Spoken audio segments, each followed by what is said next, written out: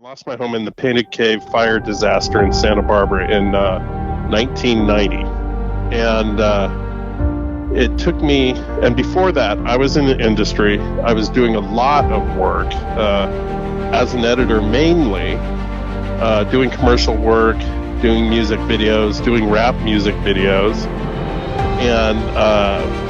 And it was a lot of flash, a lot of excitement. And then after the fire, though, it really knocked me on my behind, and it was, that's a understatement, but it was something way bigger than me, took everything away from me, and I had to really readjust and look at my life. And 7 months later, much like your guest that you had last week, I became clean and sober. And then through that clarity I got with that,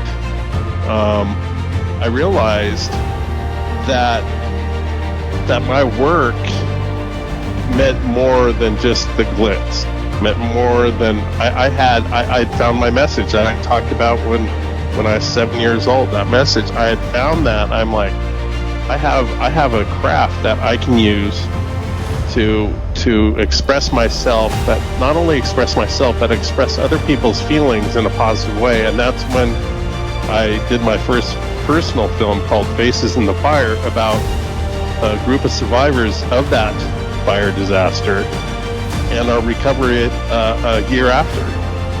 And it was based mainly on, rebuilding hope. And Faces in the Fire premiered like a year after the fire disaster in Santa Barbara.